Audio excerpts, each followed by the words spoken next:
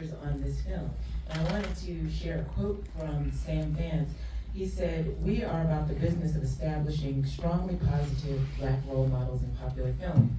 We also intend to deliver a work that cannot go unnoticed by the Oscars and the NAACP Image Awards.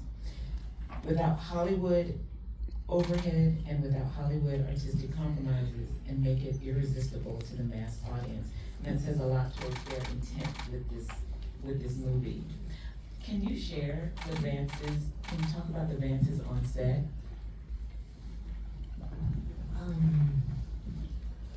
When the Vances approached me,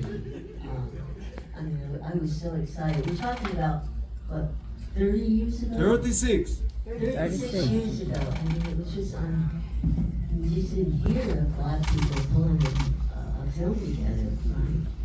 And even though I had just come off the big film, Color Purple, Steven Spielberg,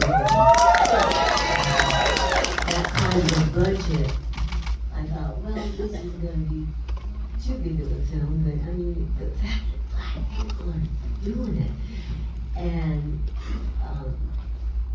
Samuel Vance, he had been in the military, so I always looked at him as being that kind of major. He always kind of stood that way to me. So I kind of like thought, wow, I just want to be a part of this, helping them to make it work. And I think I said to someone earlier that I didn't really enjoy making the film as much as I would have liked to have, because I was always kind of thinking on the producer's hat. But now that I see the film, this was a good little film. I even cried in that little scene where I was telling her not to shoot. More than okay. Where were everyone? Can you share where you all were in your careers when Riverbend found each of you? Well, I was at the really kind of the beginning of my career. I started, in Texas, a lot of things started happening in the 80s.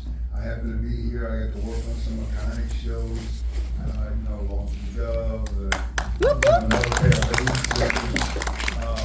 several things. But this was mine, and a few other smaller parts in film. But Riverbend was actually my first, kind of larger role in a film. And he's so sweet. I mean, he plays so mean.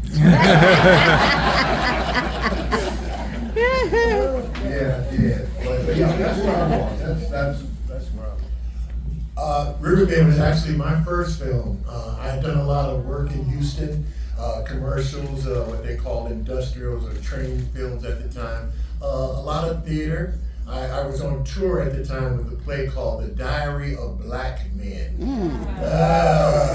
How do you love black men? And, so for me, this was my first real film. And I remember when my agent first called me and told me about it, they called it a low-budget affirmative action movie. And I had no idea. Remember that too? And I had no idea what it was or what that meant. All I knew is that it was an opportunity to be on film, and Margaret Avery was in it, and Steve James. And I knew who Steve James was from the Ninja movies, and of course I had a major crush on Margaret Avery. And I never knew it. all you have to do is look at that one scene where we're standing in the room there when you give Steve the gun, and you look at how I'm looking at you, you can tell. So this was my first film. I first met Julius. Julius is the same today as he was when I first met him. All right. But when I first came onto the film, I was so green. I mean, chlorophyll was coming out of me. And they were trying to, in a word, cheat me out of what I was supposed to get. But Julius is right there. No, man, you're supposed to get this. He actually went into the production office and demanded for me. That's what now, he was just new to the movie, too, so he demanded for me. And from there, we became longtime friends. We've been friends now for 38, 40 damn years. So,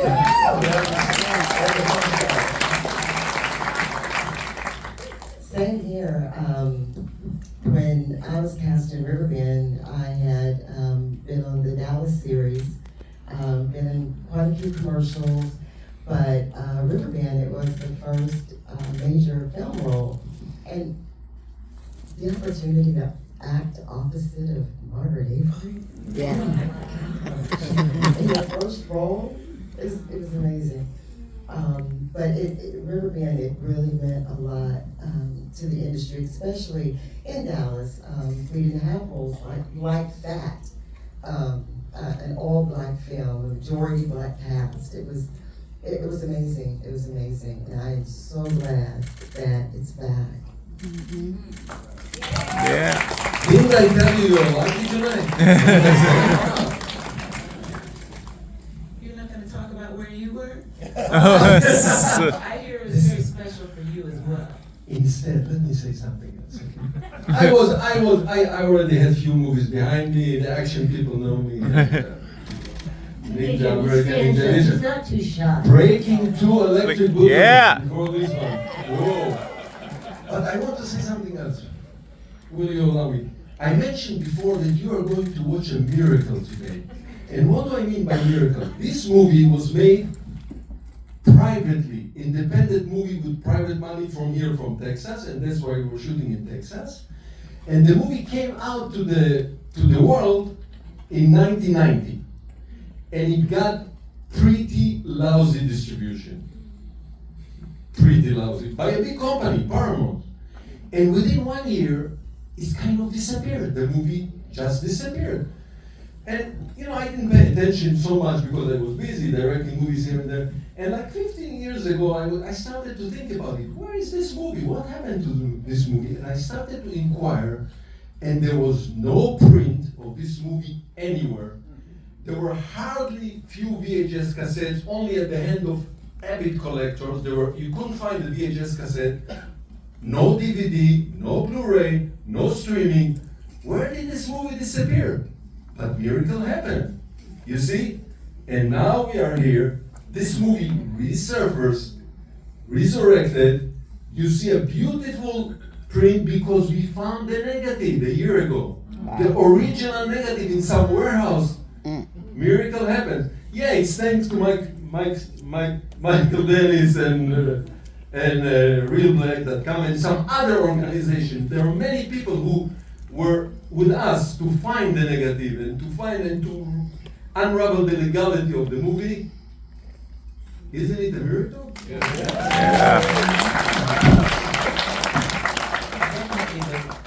the discovery of the film is super, you know, there's a lot of things that can be said about that and a lot of suspicions about that. We will come back to that. I want to get to the performances.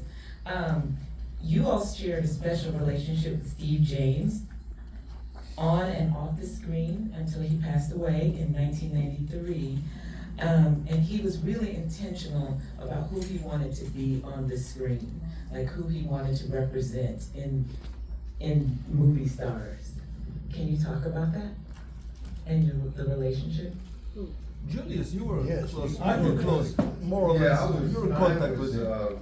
You know, really close. I mean, well, we all were. I mean, Steve was just, you know, when you talk about humanity, when you're talking about someone who was just so giving and so loving, and you know, he made all of us feel so comfortable because you know, none of us had done a lot of film or any of that. And Margaret and Steve we're working with people who worked in Hollywood for years, and they had to fight for the things that they got. But then here we are in Texas, and then we have this guy who just treated us so well. We all bought into everything he said because he was so dedicated to this film. Because Steve saw this film, because Steve was an action actor. This film for Steve James was going to show a softer side of Steve James. Something that he wanted to do. It was his first lead role. He wanted to be seen different than just a guy that could kick people's butt. He wanted to be shown as somebody who could really have those dramatic chops, and you see a lot of that in this film. And so I can't say enough about how he embraced all of us, and he was just lovely to work with. I have a nice anecdote about Steve James. May I? Yes. Did anyone here recognize the little town? Because you guys are from Texas. You know where it was? No. Waxahachie is the area, but this little town, Waxahachie is a big town. This is a little town. I'm trying to figure it out.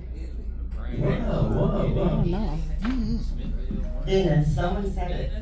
It's Venice, Texas. Oh. Not far from Waxahachie. Maypearl and Venice, Texas. The bridge is Maypearl, the square is the... It's not far from Waxahachie. Anyway, little episode, a little anecdote about Steve. Very funny stuff. It's nice when you tell funny stuff. I directed, prior to this movie, I directed Steve James in 3 movies. American Ninja number 2, Boom Boom, he's a big hero. But we also made a movie which is called Avenging Force. And Avenging Force is kind of it's an action movie, but it takes place in New Orleans, and it's about white supremacy. A little bit like this. White supremacy groups. The character of Steve James, he's running for political, he wants to be the mayor, and by the white supremacy group don't want him, and they assassinate him halfway through the movie, like 3/4 through the movie, and then there is the revenge, like in other movies. So we are going there, it was a good budget movie, nice. And Steve was very uncomfortable. Every time he comes to me, he said, can we do something that I don't die in the movie? That they don't kill me in the movie? That's not the image that he wanted to be the next Shaft. You know, he wanted to be the next Black American hero, action hero. I said, Steve, Steve, what can I do? This is the story. They assassinate and then... and the writer was without on the set. It was the actor James Booth, the English actor James Booth, and he was the writer. He was on the set, so he could. I said, Steve, this is the essence of the movie, the story, that they kill the candidate. And okay, eventually they said, but I said, Steve, you know what? I'll take care of it. I'll make it that you die in a very heroic way. Okay, that's fine. So there is actually a heroic way. He's running in the fire and flames. He saves his little boy. And then they get him with an arrow in the back and he dies. Okay, but he always turned to me and said, Sam, you owe me. I died in the movie. I didn't want to die, but just because of you, you convinced me, you owe me. And we were friends and we kept working. We went to South Africa, we made a movie. And he always went to me like this, you owe me. Now it fell to my hand, this opportunity. The script came to me and the producers, they wanted me to bring I think the reason they chose me is because I knew Steve James. I don't know. So they wanted me to bring the script to Steve. So I go to Steve and I bring it. Of course, he would do it if I would bring it or anybody, And he said, Steve, here is the story. And after they signed contract, he said, now I don't owe you anymore, okay?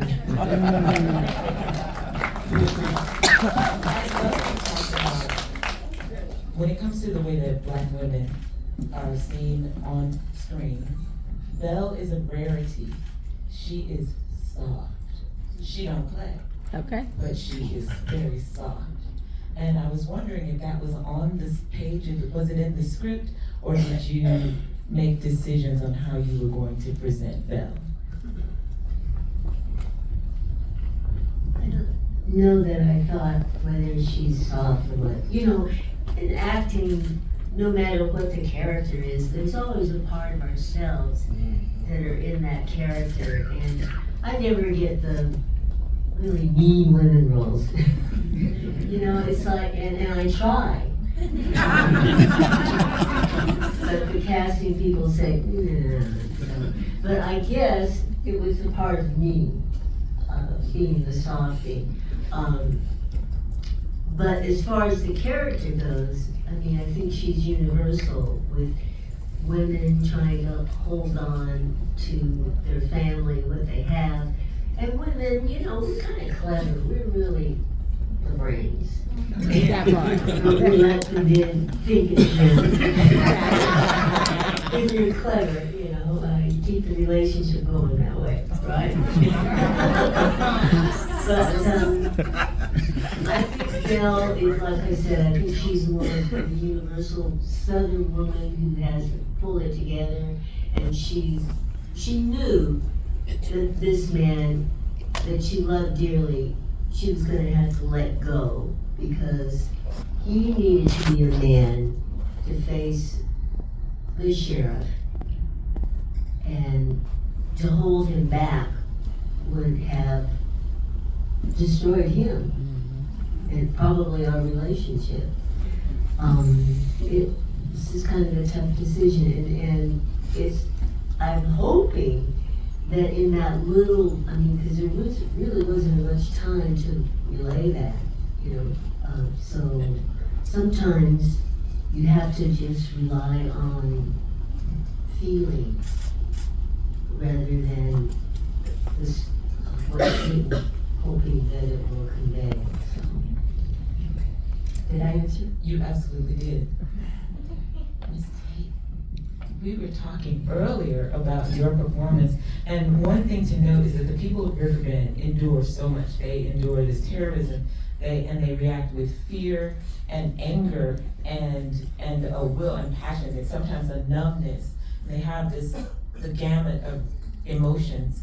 You are the one who is vulnerable. You are wide open, and the words that you say, who's gonna love me now? Like we were speaking earlier, like that is very powerful, and it's the only one that just goes all the way. Can you talk about how you got there and what was on the page and what you wanted to bring to the character?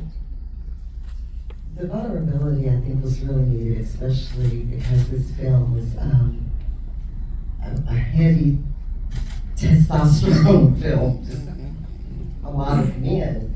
But when the 3 soldiers showed up and they decided to train the town, I think that what they were doing with the men transferred over to Pauline, because she would have never had the courage to stand up to the sheriff.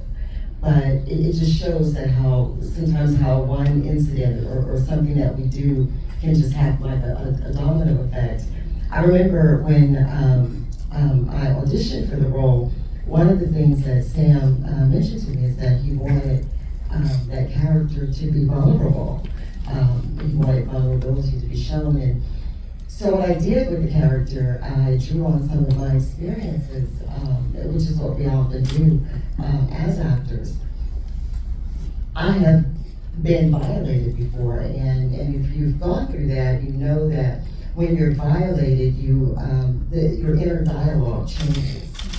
You tend to start this destructive dialogue of who's gonna want me now, and I'm dirty and I'm worthless. And that's because if you see it at the beginning of the film, you see how she's happy-go-lucky, feisty, dancing, and then this happens with the sheriff, and it just completely changes her. And she decides to take up arms, and I don't advocate, of course, taking up your gun and doing anything like that. But I think it was at that moment that she got her power back. Her no had been stolen from her. And at that moment when she picked up that gun and said, no more, because you can only oppress the people for so long, and they will stand up and say no more. And I think she'd had enough with her brother dying, and so she decided, no more. I'm going to take my power back. I'm going to take the no that you took from me, I'm going to take it back. And she went there, and we were talking earlier about, was it about revenge or, and I think she went there, of course she went there for revenge, she wanted to get him back. But Margaret talked her out of it, and I like to believe that by the end of that, she decided to forgive. And that's a strong point in the film at the end, is forgiveness. And she decided to forgive. And forgiveness, of course, we all know, sets us free. It doesn't set the other person free, but if you hold on to it, that person will go on and live their life, and you'll still be bound. And so in that moment, I think she was able to set him free, but I still shot the sheriff.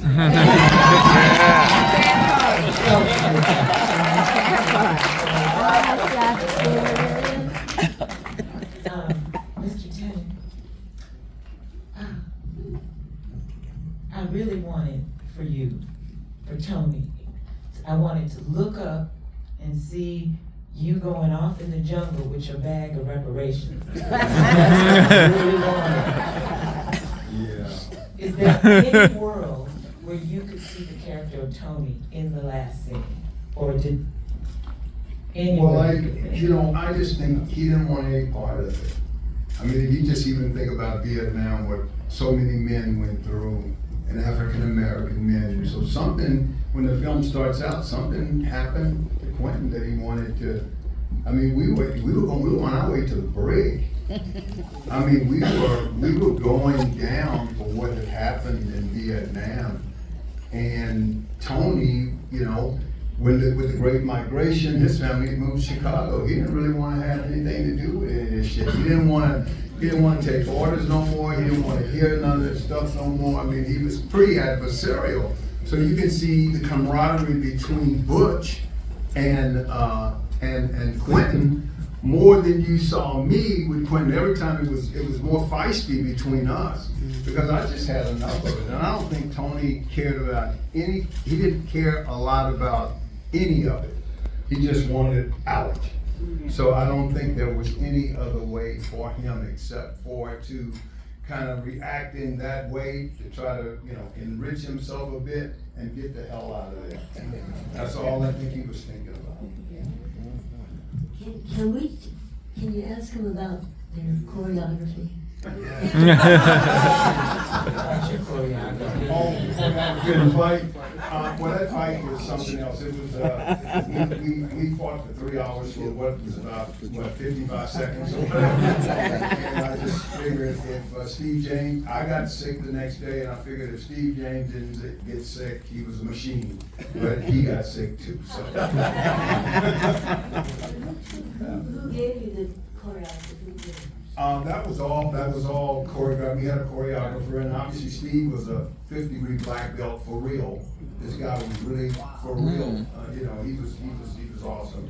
And there was a fight choreographer, of course, on the set, but Steve was, as Julius says, Steve was experienced enough to help you and to guide you how to punch and how to react and how to. And I did more, you know, and for me, it was more kind of street fighting because I wasn't a karate guy. Steve was, so you know, you see at the end, he kicked my butt. I do not think I have said, ugh, and here he comes, so many times in one movie. So each time the men of Riverbend try to organize a uniformed white male authority shows up and tells them what they're not gonna do. And the scene on the bridge, which everybody, it was so fun to watch that with all of you, because all of you were like, yeah! Because Butch finally stands up and delivers that successful and very colorful challenge to that authority, and it plays, and I can imagine how that must have felt. Can you talk about shooting that scene? Yeah!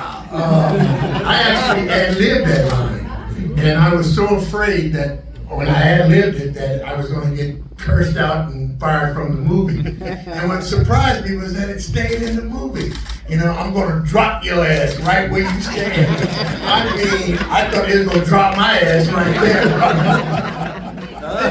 And one of the other things I want to say about if I can, about Steve, we had called ourselves the Three Stooges. Steve was Mo, Julius was Curly, and I was Larry. And Butch was kind of the in-between of those two. These two very strong, dominant personalities. But Steve James was as commanding off camera as he was on camera. But his heart was bigger than anything you could see on screen. We were friends. I think Julius was even visited him during the last part of his life. And we were just that close because of this film. And a lot of that had to go with the type of set that we had on Riverbend. Sam, though he was in control, he wasn't in control like that. He wasn't a yeller. Because any other director, if I had went off script like I went that time, he'd have said, Alex, come here, goodbye. But he wasn't. And that made for that type of camaraderie, that kind of uniformity. Remember, this was all done in Texas. This was all done on a shoestring budget. And what you saw up here on the screen was a combination of dedication, of talent, but most of all, of love. And I think that is so apparent. I think Riverbend is more about people finally saying, I had enough. Like Pauline said, I had enough. I think what this film represents, like is happening in this country right now, is that we have had enough. And all of us. Yeah. And what the men of Riverbend taught those brothers in that town was to take back control of their lives. Just like we have to now take back control. And that's what I think this film really represents, which I think is one of the reasons why it was squashed. You teach people how to stand up for themselves. That's right. It becomes quite a scary thing. And I think that's why it's so important now at this time that this film is being reintroduced into the zeitgeist. Segue Yep. into, so why y'all think this movie was not seen? What did he say?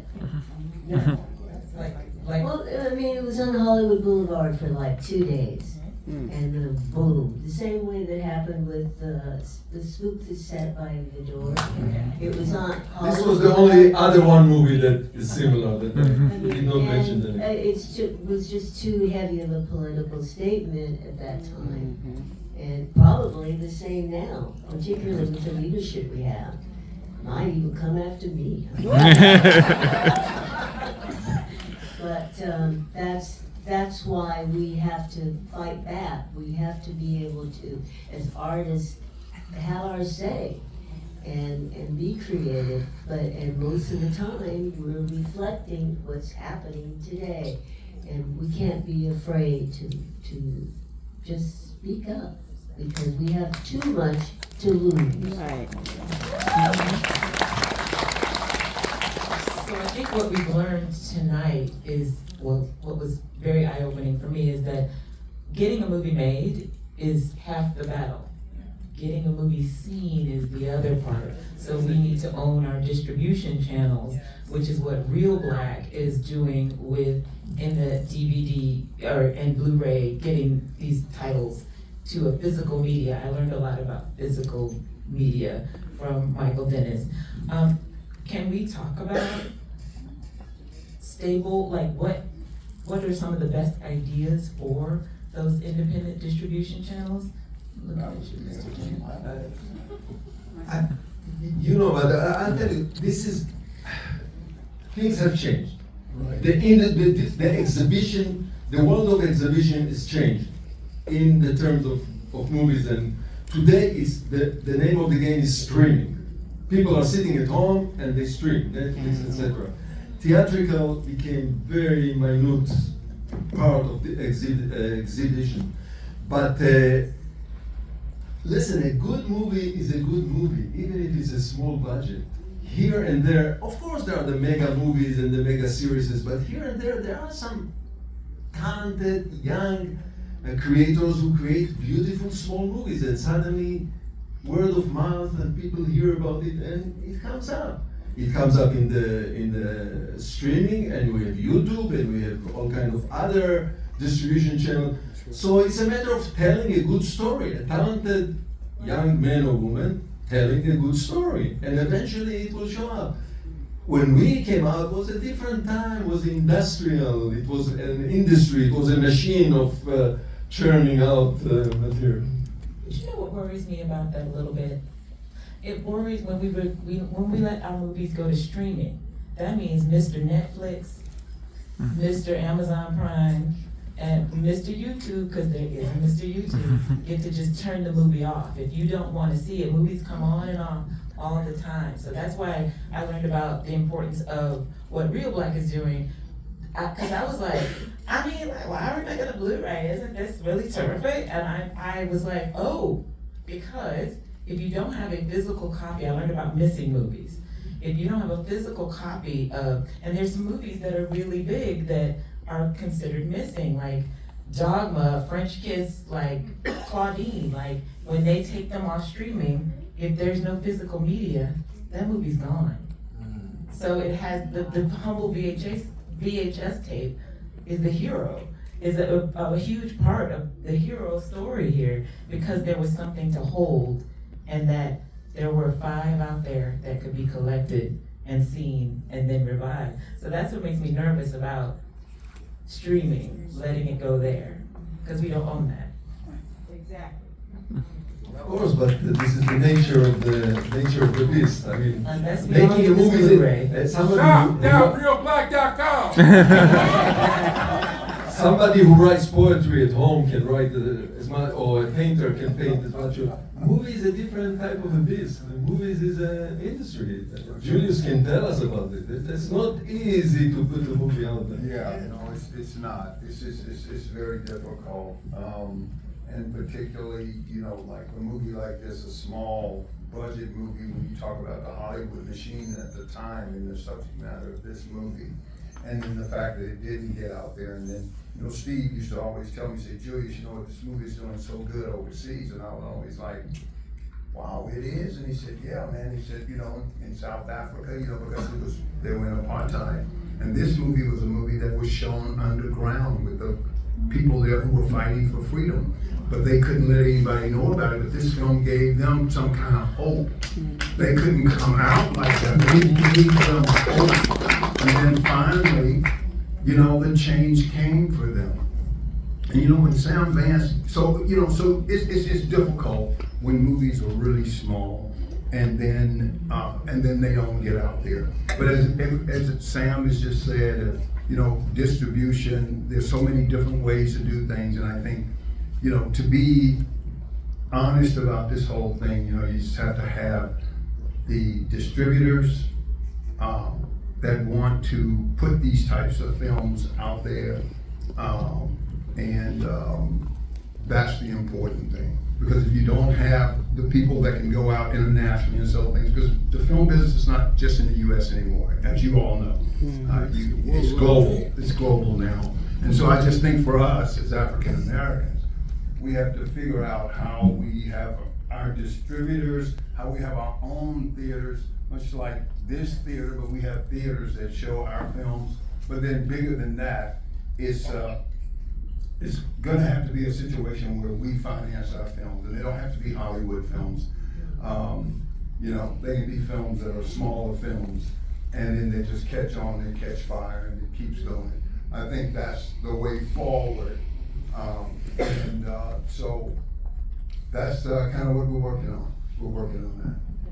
And we have to keep telling our stories. My husband always says this over and over. No matter what, don't get discouraged. Keep writing, keep telling our stories. We have to keep making films. It's so important. Okay. I just got permission to go off the subject a little bit, and that's that, we actors, we really take our roles seriously, and when, I'm putting you on the spot, Sam. Ain't nobody supposed to be laughing when I'm at the graveyard. I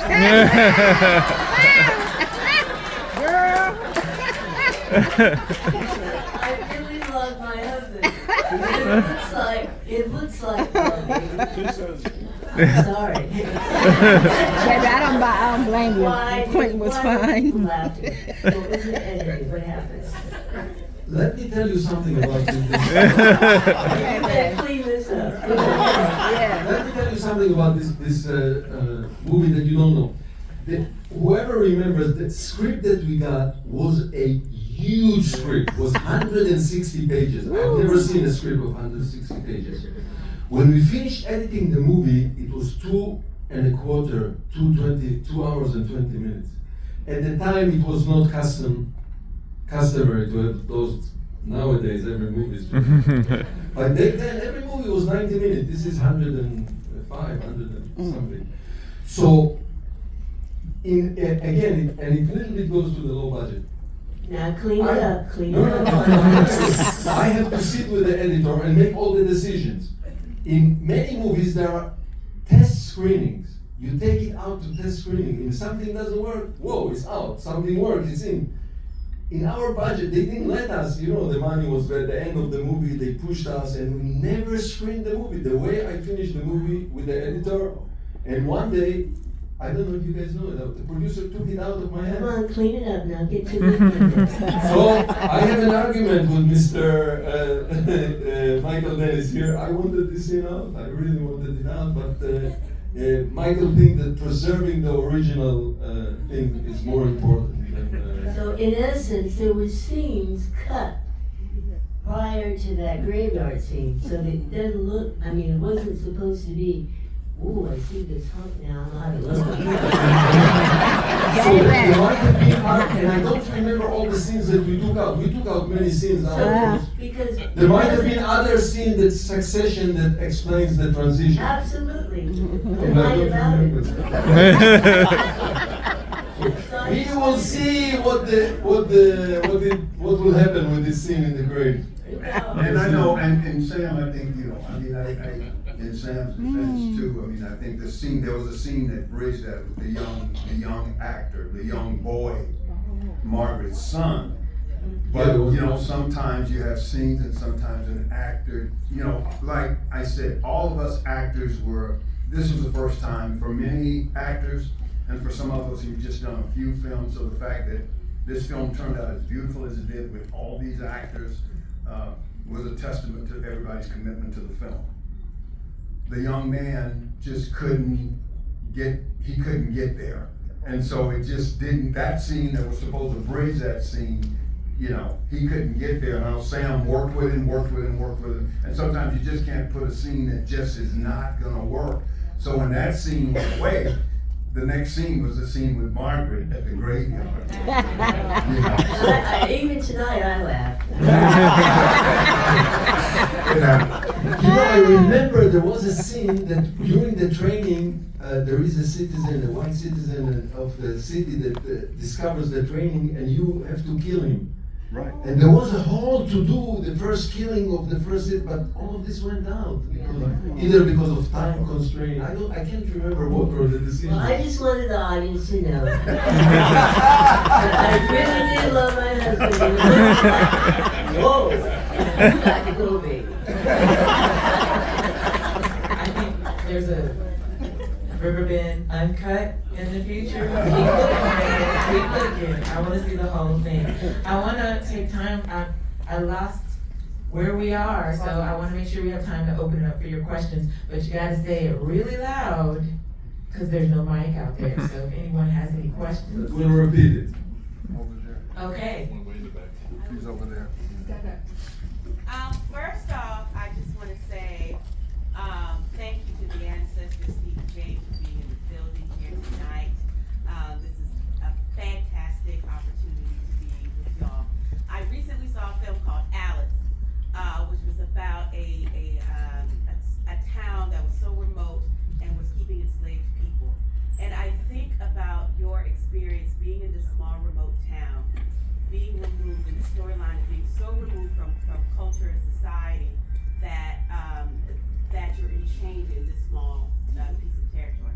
I'm interested, what kind of eeriness did you all experience actually being in a small space like that? Or did any of those type of things evoke in you as an actor, being in that space? Yeah, I was unaware of it. I mean, we were having such a great time doing the movie, and because it was my first movie, I was having such a wonderful time. The experience of it, I didn't feel those kinds of restraints. And maybe because I lived in Texas, I've been living in Texas for so long, and I knew that these types of towns existed, that I didn't feel any uncomfortability, and none of the crew or none of anything, Sam or anybody, made us feel like we were isolated or uncomfortable. Right. No, I mean, absolutely. I mean, we didn't feel any of that. Even, I mean, this is what the film is about, right? And we know about these towns. We know about sundown towns, and you know, especially in the South and those kinds of things. But I mean, it's what the movie was about. So any uncomfortability, you know, that the film made you feel, it was intentional. That's where we were. That's what it was about. The stage, yeah. So, Remember, this script, the script was written by Mr. Sam Vance. He was older than all of us. He was from Atlanta, he was from the South as a little boy. And he experienced probably few things that we see here when he was a young boy in Atlanta, because as I said, he was older than all of us, at least 10 years, 15 years older than us. So some of it is his experience in the South. Hello, good evening. We as a nation funeralized Reverend Jesse Jackson today, and I watched the 4.5-hour funeral services, and the power of the storytelling about his life just moved me. And so to be here tonight and to have this as another layer of storytelling for Black people in this country, I just want to say thank you so much for bringing this back to life. I graduated from high school in 1989, and so, you know, it is wonderful to have that as a marker in time for me. My question to you is about, and I know that we've got Mr. Tourette's here who's going to shout out his the fundraising piece, which I deeply appreciate. But I'm curious about the arc of storytelling for Black filmmakers and Black artists, and what you're seeing happening, and what maybe not is missing, but what we need to pour more into in terms of the narratives that we need to tell. Yeah, I mean, listen, it's a really good question, and I think it's got to be authenticity of life. You want to see life reflected, and you want to see life reflected in a real way through characters and through relationships. And for Black storytelling, it's time out really for tropes and stereotypes and those kinds of things. And that's what Viola and I focus on in Judy Productions. We focus on just telling a story. Can we just tell a story? If it's about a bucket, if it's about a person who just has a bucket and he's got a challenge, let's just tell a story. Let's make the authenticity of who that person is and who we are as African Americans just be people. Let's tell a story. We don't always have to be in a biopic. We don't always have to be in a rom-com that's raunchy or those things. We can just tell a story. I want to do a story. I want to do it's complicated with Black people. I want to see that kind of rom-com. You know what I mean? I want to, like our white counterparts tell stories, we should be telling those kinds of stories too. We should be fighting for those kinds of stories. And those are the kind of stories that really are going to mean something. It's going to mean something to all audiences, because you know what? What people want, they want a reflection of life. When you look up there, even if it's not your life, when you see that person, you can relate. There's something about that person you relate to that's human. And so I think that's where we have to go. We have to focus more on telling stories that really reflect life. But we also still, in order to have those stories, we need people in the positions who can greenlight it being done. Yeah, and that's where the financial component comes in. You have to have money to do some of those films. But along the way, you just always have to continue to fight, and we just have to keep telling stories. But I think we have to be true to who people are. I go back to when Viola did How to Get Away with Murder. In that season, when she was just a woman who took her wig off, took her makeup off, and she was just this real person who goes to bed with their makeup on, and all that. So it's that kind of storytelling. It's just being authentic and true to humanity and who we are as human, and it will relate across the board with everyone. I see a question all the way, all the way. Somebody back there. So, hi, thank you. I was actually going to bring up the spook who sat by the door, because it was screened recently, maybe last year by AFS, and they talked about how their distribution was like it was doing great for a week and then bam, it disappeared. I wonder if there was any communication with them as y'all were making, with any of those filmmakers who were still around as y'all were making this, about what might happen with it. Can you, Mike should answer this. We don't know he's the expert on this question. Yeah, I'm in Philadelphia. Before we did our Philadelphia premiere, we had Noma Dixon and Natiki come to Philadelphia and screen Spook Sat on the Door. If you don't know this movie, please seek it out. It is in my top 3 all-time Black films. But you brought up an interesting subject. What a mystery? Why this movie kind of disappeared? Was it intentionally? Because this was supposed to be distributed by a big company. Paramount came out with a cassette. So there are questions here. 1990, why didn't make it? Why? I mean, not didn't make it, but why did they? Was it too harsh for the time? Was this story too harsh for the time in 1990? Or did they buy? There is a practice in the music business, in the film business, that when a company, they buy a movie in order for the movie not to be competition to another movie that they have. It's called To Buy and To Bury.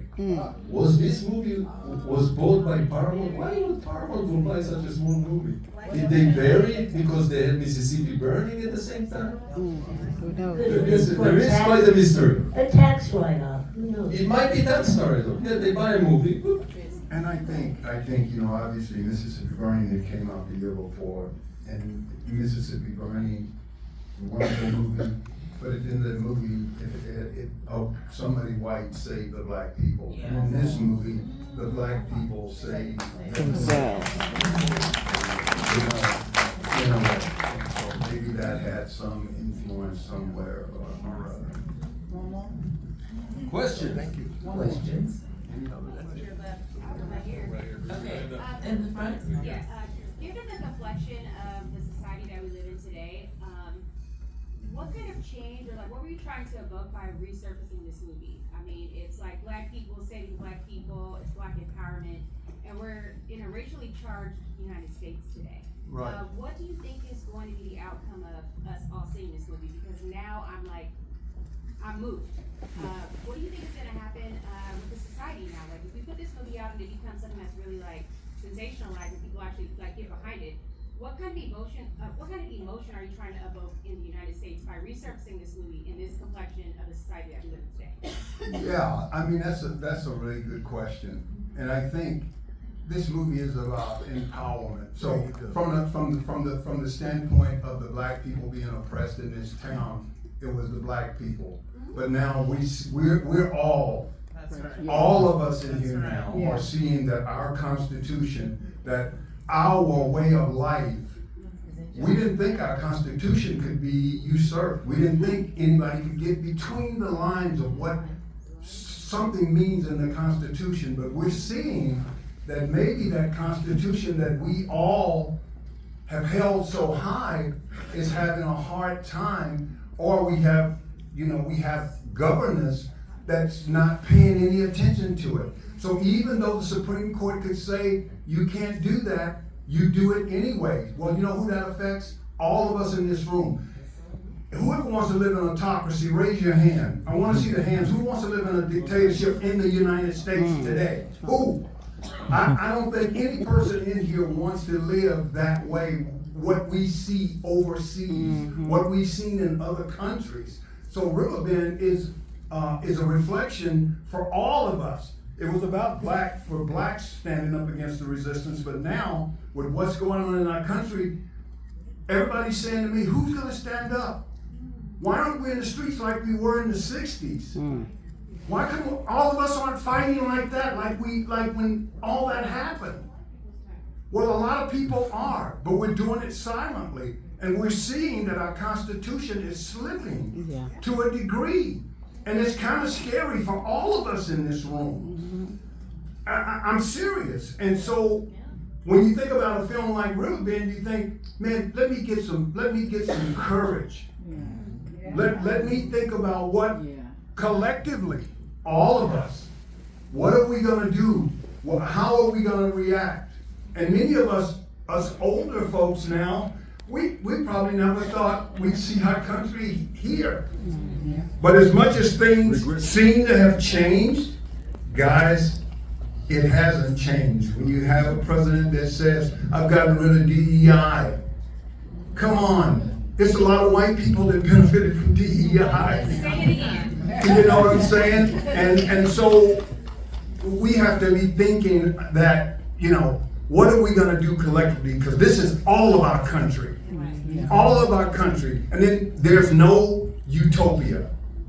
So even though the movie, whatever, there's no utopia. There never will be. There'll never be some people coming together or whatever, but collectively, and what we want for our nation and what we want for our families, when you think about your children and your grandchildren and all that, do we want to leave them this? Do we want to leave them what's happening right now? It affects all of us. All of us. My two Yeah. I think we have one more question. First, I want to thank you. The movie was amazing, but also you made a very powerful point. I saw the Spook Set by the door, by the way. It's a great movie. We talk about the whole like in the urban sense, but in the South, and I'm a Southern guy, you don't see resistance too often. You see civil rights, you see passivity. That movie showed, in my opinion, I'm a Southern guy, I was born in Macon, Georgia in '58. You see the power of the Southern black man and that resistance. It's not told enough. You did a wonderful job of telling that story. It made me smile. I was captured, by the way, which is very rare, if my wife can tell you. The whole movie. You guys are great. But that Southern thing you did, it was absolutely powerful. Because the South needs to be told also about what it did in terms of fighting back and not just being passive, because we fought some wars and oftentimes we never covered. So thank you for that scene and that information and just the great work you did. This is a piece of art. Thank you very much. Thank you. Anybody else?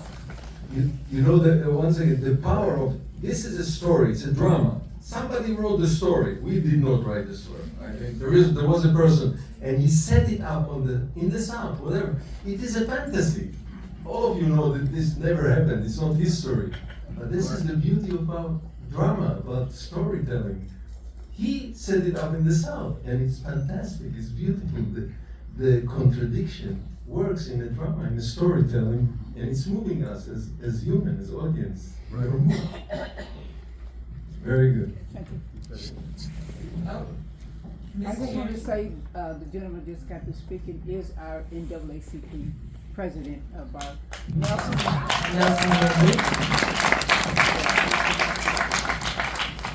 There's a question right here. I have a process question. Now what? That's all this excitement and enthusiasm and the purpose and the timing. How do we get it out there more? You guys may have plans, I just don't know what's next. Well, I think for Michael, he's trying to, it's kind of a process of trying to figure out. You got to think this movie is 30-something years old, and it's so crazy that a film like this old film, could kind of have themes that resonate with what's happening in our world right now. As we all sit here, as we're in war. Yeah. We're in war.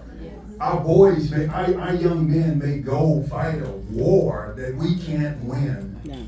What is going on in America? What is happening?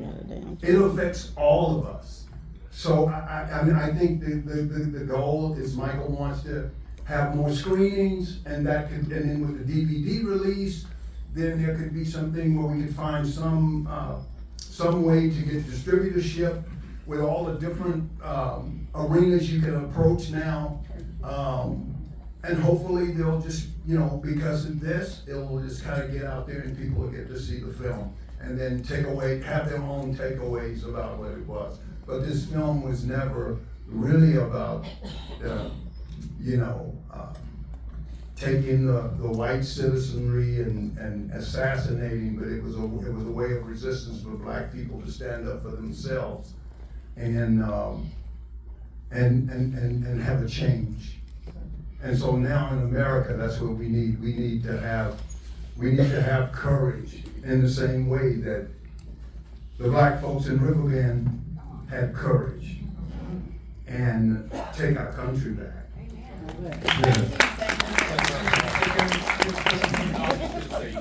Also had compassion, and I think that's what, as Julius was pointing out in America, the best president we've had was a man of compassion.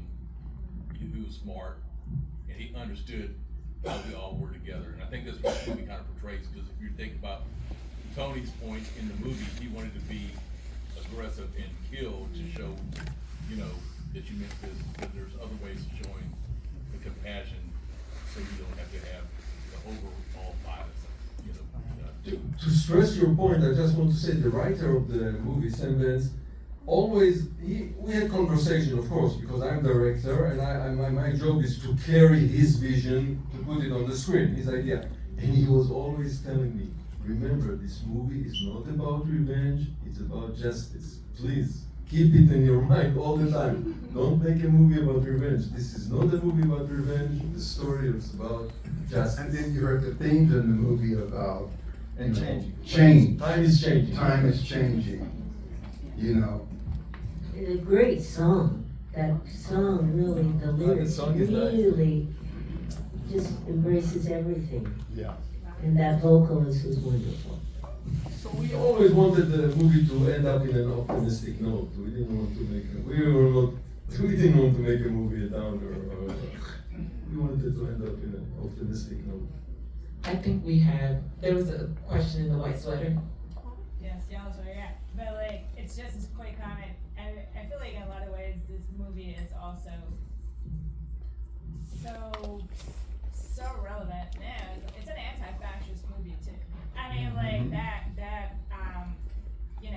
police is a fascist police. It's like a police that makes up their law as they're going. It's sort of like a form of authority that is white supremacist, and also like, oh, we're just making the law what I said to be the law, So I feel like it's just great. Thank you. Thank you. Before is that a question? Did I see? Okay, you're gonna be the last question, and then we'll close it out. But what do you think about a sequel? Like, Yeah. you ought to be acting in it, and we can see how. Well, it won't be us.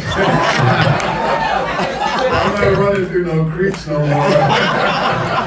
But why don't we do Riverbend to Electric Boogaloo? Yeah.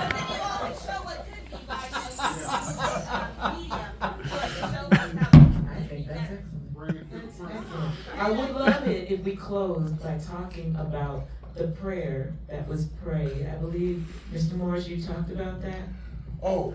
Yeah, when we were shooting the movie, Mike Shank, who was our stunt coordinator, and also I think he was the second unit director. Sure. The montage that you saw, he directed. I was not there when they did the montage of the training. When we were filming the show, he gathered us all around and he had a prayer.